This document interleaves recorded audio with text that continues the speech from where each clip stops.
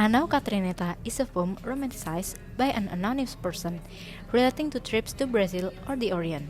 According to Almeida Garrett, who collected the poem, the popular novel Anau Catrineta was based on the episode about the shipwreck that played by George de Albuquerque Collio, who came from Brazil in the year 1565, which is part of the Historia Tragico-Maritime. This poem, which Garrett included in his romancero, was widespread in northern countries.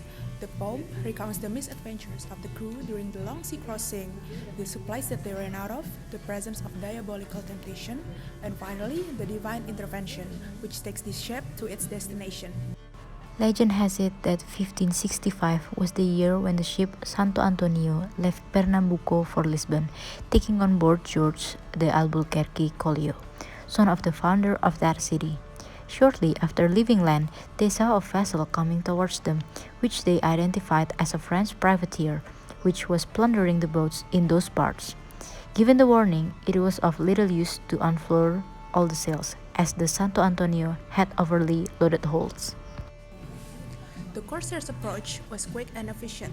The ship was plundered with all their possessions and left to drift at sea under the blazing sun. The weakest crew members or those wounded in combat were dying of thirst and scurvy, and those who survived did not expect better luck. Despair seized the sailors, and one of them, full of hunger, tried to snatch bits of flesh from a dying companion.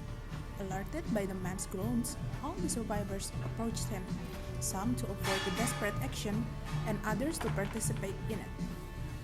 Tempers were already very high when Albuquerque's voice rose, advising them to calmly and appealing to their dignity as men. The sailor calmed while the ship continued to drift. Finally, Portugis land was sighted, where everyone was welcome and treated. It is said that many years later, Albuquerque, in his old age, sat on the seafront surrounded by friends to tell his story, which was began like this. The Catrineta ships. There comes the Catrineta ship, which has much to tell. Listen now, O lords, a shocking story. It was over a year and a day that they had been traveling back by sea. They didn't have anything to eat anymore. They didn't have anything to consume.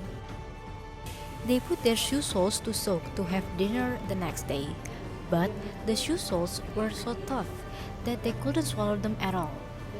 They cast lots and left it to fate who had to be killed. Soon, the lot came out for the lieutenant general. Climb up, look out.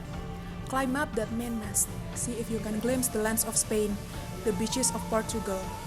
I cannot see the lands of Spain, nor the beaches of Portugal.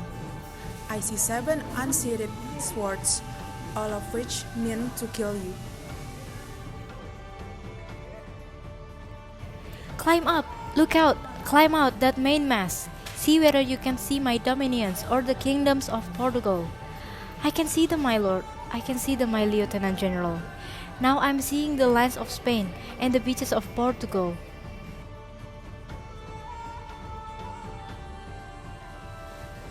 I also see 3 young girls under an orange grove. The most beautiful of them lies in the middle, weeping.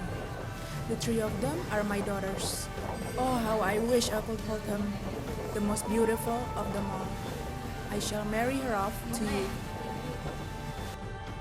I don't want your daughter, for you had a tough time reading her. I must give you so much money that you won't be able to count it. I don't want your money, for you had a tough time earning it. I just want the Catrineta ship, so I can sail on it. The moral of the poem is that we must not lose hope. Even though in every journey we might face struggles or obstacles, there is always a light at the end of the tunnel. This poem reminds us to stay calm and rational in every situation, no matter how tempting it is to give up. So, that is the end of Anau Catrineta.